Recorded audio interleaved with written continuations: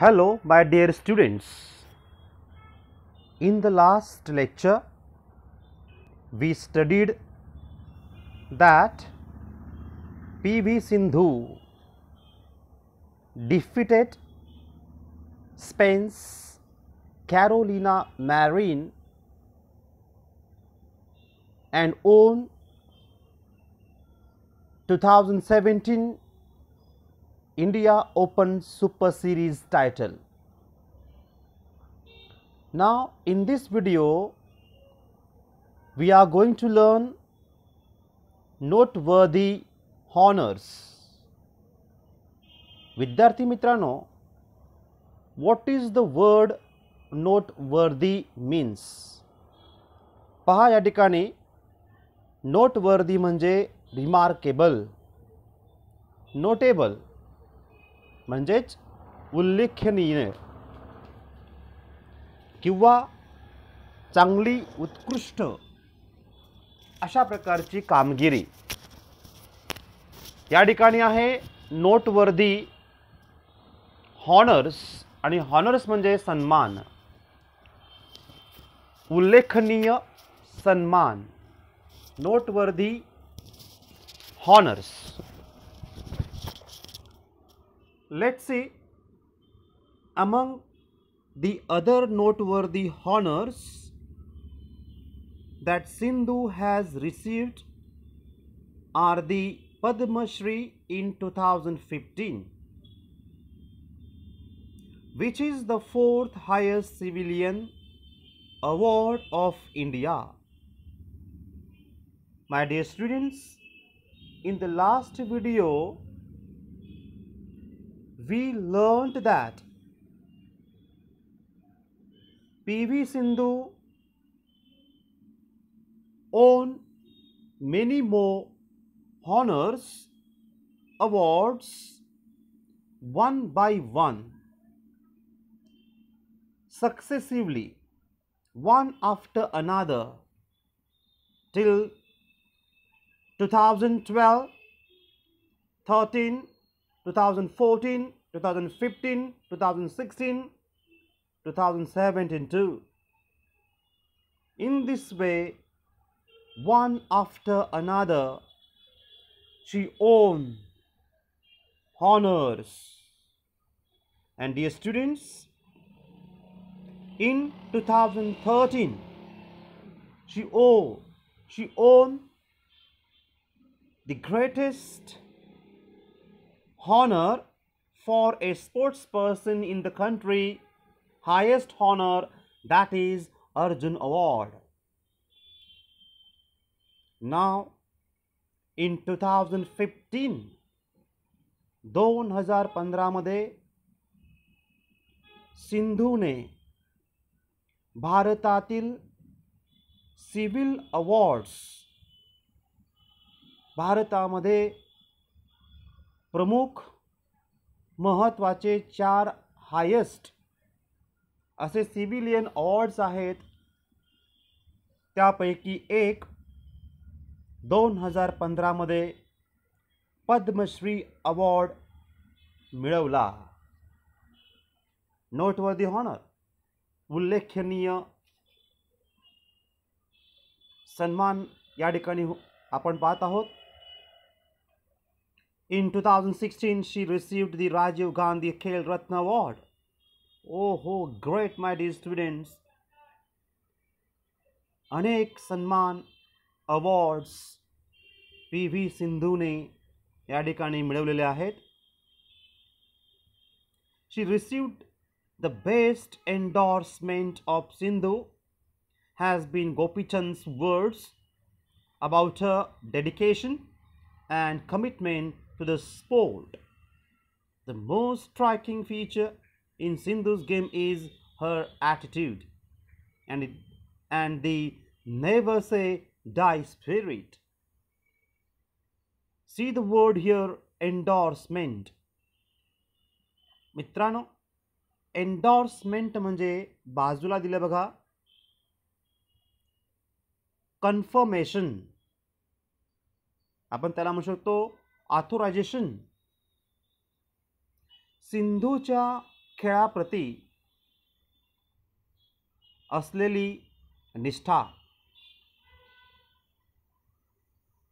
बांधिलकी याबद्दल गोपीचंदनी काय म्हटलं बघा. Gopichand's words about a dedication and commitment. आता डेडिकेशन कमिटमेंट म्हणजे काय? कॉन्स्टंट फेथफुल एफर्ट्स, परसवरन्स, सतत केलेला प्रयत्न. तर अशा पद्धतीने गोपीचंद सिंधूबद्दल, PV सिंधूबद्दल काय म्हटलेत ते पहा. About dedication and commitment to the sport. स्पोर्टबद्दल असलेलं डेडिकेशन, समर्पित भावना, परसेव्हरन्स. तिला या ठिकाणी कार्याला मिळालेली सर्वोत्तम पावतीच होय. ते म्हणतात the most striking features in Sindhu's game is her attitude and the never say die spirit. याचा अर्थ असा, सिंधूच्या खेळाचे सर्वात लक्षणीय वैशिष्ट्य म्हणजे तिचा ॲटिट्यूड, तिचा स्वभाव. अँड द नेव्हर से डाय म्हणजे हार न मानण्याची तिची वृत्ती. बघा, ह्या दोन कारणांमुळे सिंधू अनेक सामने जिंकली. तिला अनेक हॉनर्स मिळालेत. आणि म्हणून गोपीचंद म्हणतायत की सिंधूचे हे फीचर्स आहेत खेळाबद्दलचे. एक म्हणजे तिचा ॲटिट्यूड, तिचा स्वभाव आणि हार न मानण्याची वृत्ती. अतिशय उत्तम. नेव्हर से डाय, नेव्हर गिव्ह अप होप, हार न मानणे, होप आशा न सोडणे. अशा पद्धतीने पेज नंबर 82 आपण पाहिलेला आहे. See next page, that is number 83. PV Sindhu has been pushing the envelope like no young badminton player had done before in the history of women's badminton in India. Pushing the envelope. याचा अर्थ आहे extend, reach beyond the what is possible, च्या पलीकडे. भारताच्या आजवरच्या महिला बॅडमिंटनच्या इतिहासात कुणाही युवा बॅडमिंटन खेळाडूने केली नसेल अशी कामगिरी PV सिंधू करीत आहे. PV Sindhu has been pushing the envelope like no young badminton player. असा कोणताही युवा तरुण बॅडमिंटन खेळाडू की ज्याने अशी कामगिरी केलेली नाही आहे जी कामगिरी PV सिंधू करीत आहे. At an interview, Sindhu was asked how much mentoring or guidance her father and mother had been able to give her and how involved they were in her sports career. In her own words, mentoring, mentor, training, advising, प्रशिक्षण ज्याला आपण बोलतो. Yes, we know her parents, her mother and father both are also sports personalities, especially in volleyball. We studied that in the first lecture or in first video or in the first paragraph of this lesson. So what she got from her parents. At an interview, एका इंटरव्ह्यूमध्ये मुलाखतीत सिंधूने असं सांगितलं बघा, Sindhu was asked how much mentoring or guidance her father and mother, तिच्या आईवडिलांकडून तिला काय कोणतं असं गायडन्स, प्रशिक्षण, मार्गदर्शन मिळालेलं आहे, किती त्याचा सहभाग आहे, त्यावरती काय म्हणते पहा. In her own words. म्हणजे या ठिकाणी स्पोर्ट्स करिअरबद्दल, खेळाबद्दल पी व्ही सिंधूला आपल्या आई वडिलांकडून कोणतं, किती, कसं गायडन्स, प्रशिक्षण, मार्गदर्शन मिळालं आहे, असा प्रश्न तिला विचारण्यात आला होता एका मुलाखतीत. त्यावेळेस तिने काय उत्तर दिलंय आपण ते ऐकूया तिच्या ओन वर्ड्समध्ये. Guidance wise, every time I go for national level tournaments, they accompany me there, and when I practice and play, they tell me what I am doing. My dad gives me a summary of how I play, and it is very helpful because as outsiders, those who look at it know more about the game. As badminton players, we obviously know a few things, but someone from the outside can pinpoint stuff that we may not have noticed easily. So, both as counselors and parents, it is really helpful. Superb, dear students. या पॅरेग्राफमध्ये तुम्ही पाहू शकता double inverted कॉमाजमध्ये हा संपूर्ण paragraph आहे. याचा अर्थ त्यावरील प्रश्नाचं उत्तर तिने आपल्या ओन वर्ड्समध्ये स्वतःच्या शब्दात दिलेलं आहे की आपल्या पालकांचं तिच्या खेळाच्या करिअरमध्ये किती गायडन्स मिळालं होतं, त्याचा काय उपयोग झालेला आहे ते स्वतः तिने सांगितलेलं आहे. Guidance wise every time. बघा, म्हणजे मार्गदर्शन म्हणायचे तर राष्ट्रीय स्तरावर जेव्हा केव्हा मी म्हणजे सिंधू ज्या ज्या स्पर्धांना जाते राष्ट्रीय स्तरावर, तिथे ते माझ्याबरोबर असतात. ते म्हणजे माझे आई बाबा. आणि मी जेव्हा सराव करीत असते, प्रॅक्टिस करते, सिंधू म्हणते बरं का, किंवा खेळत असते, तेव्हा मी काय करते ते मला सांगतात. म्हणजे मी काय चुका करते, मी कसं खेळलं पाहिजे. At that time my parents guide me how to play. Yes, we know my dear students, her parents are sports personalities. Therefore they have enough what we say knowledge about sports. आणि म्हणून practice करत असताना ते माझा game पाहायचेत आणि मी कुठे चुका करते, काय कसं खेळलं पाहिजे ते ऑब्झर्व करून ते मला गाईड करायचे. अशा पद्धतीने त्या ठिकाणी संपूर्ण माझे वडील माझ्या खेळण्याचा सारांश मला सांगतात आणि त्याचा मला खूप उपयोग होतो. कारण असं म्हटलं बघा पुढे, आउटसाइडर प्लेयर जे असतात, तर ते आउटसाइडर्स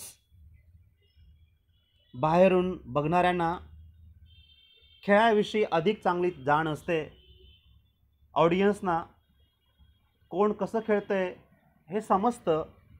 प्रत्यक्षात जो खेळतो त्यापेक्षा ऑडियन्स चांगलं सांगू शकता. आणि बॅडमिंटनपट्टू म्हणून आपल्या काही गोष्टी नक्कीच माहीत असतात, परंतु आपल्या सहजपणे ध्यानात न आलेली एखादी गोष्ट कोणी बाहेरची व्यक्ती नेमकी लक्षात आणून देऊ शकते. त्यामुळे पालक म्हणून, पॅरेंट्स म्हणून आणि काउन्सिलर म्हणून, काउन्सिलर म्हणजे मार्गदर्शक म्हणून, दोन्हीही दृष्टीने ते फार उपयुक्त ठरले. बघा, दोन्ही दृष्टीने म्हणजे पालक आणि काउन्सिलर अशा प्रकारे, अशा पद्धतीने ती आपलं स्वतःहून या ठिकाणी त्याचं उत्तर तिने दिलेलं आहे. In the same interview a practical question was asked. त्याच एका मुलाखतीत तिला प्रॅक्टिकल क्वेश्चन विचारला गेला. प्रॅक्टिकल क्वेश्चन म्हणजे व्यावहारिक प्रश्न. काय प्रश्न होता तो? It is not possible for a badminton player to win week in and week out. आता वीक इन वीक आउट म्हणजे काय? पहा इथे, एव्हरी वीक विदाउट एक्सेप्शन, प्रत्येक आठवड्यामध्ये. तर in the same interview a practical question was asked. It is not possible for a badminton player to win week in and week out. As a top player, how did she manage to just go to a tournament and psychologically deal with an early loss? Did it hurt when she didn't win? छान प्रश्न विचारला आहे. Psychologically म्हणजे affecting mind and emotions, भावनिक आपण ज्याला म्हणतो. तर काय बरं याचा अर्थ होतो बघा. जेव्हा तिला एका मुलाखतीमध्ये असा प्रॅक्टिकल क्वेश्चन विचारला की एखाद्या बॅडमिंटनपटूला आठवड्यांमधून कायम जिंकत राहणे शक्य नाही. एक शीर्षस्थानी असणारी खेळाडू म्हणून एखाद्या सामन्यासाठी गेल्यावर लवकर हार पत्करावी लागली तर मानसिकदृष्ट्या ती त्याला कशी तोंड देते? हे सोपं नसतं. तुम्हाला माहिती आहे, सचिन तेंडुलकर अनेक वेळेस शून्यावर बाद झालेला आहे. हे पहा, हे महान खेळाडू जे असतात, ज्यांच्याकडून खूप मोठी अपेक्षा असते, तर अशांवरती खूप मोठी रिस्पॉन्सिबिलिटी असते. 99वर अनेक वेळेस सचिन बाद झालेला आहे. तेव्हा खूप मोठी जबाबदारी, अपेक्षा त्या ठिकाणी आपली असते. आणि मग मानसिकदृष्ट्या ती कशी आपण तोंड देतो, सोपं नाही आहे ते. यश मिळत नाही तेव्हा तिला त्रास होतो का, असा प्रश्न विचारला गेला. कारण एक लीड करणारी ती प्लेयर आणि काही वेळेस सहजतेने पटकन लवकर पहिल्याच फेरीमध्ये बाद होते, तर तेव्हा काय समस्यांना तोंड द्यावं लागतं, काय त्रास त्याचा होतो, असा प्रश्न विचारला गेला त्या मुलाखतीत. काय उत्तर दिलं बघा तिने. To this she replied, if you don't play well and loss in the first round, second round you feel bad. साहजिकच. तिने उत्तर काय दिलं बघा. ती यावर असं म्हणते की तुम्ही चांगले खेळला नाहीत तर काय बरं होतं? पहिला राऊंड असेल, दुसरा फेरी असेल तर नक्कीच वाईट वाटतं, feel bad. Especially if you are one of the top players. जेव्हा तुम्ही टॉप प्लेयर असतात तेव्हा मुख्यत्वे याचा खूप त्रास होतो, वाईट वाटतं. But you need to come out of. बघा, to come out of, succeed in dealing with a problem and defeat it. ह्यावरती मात करणं.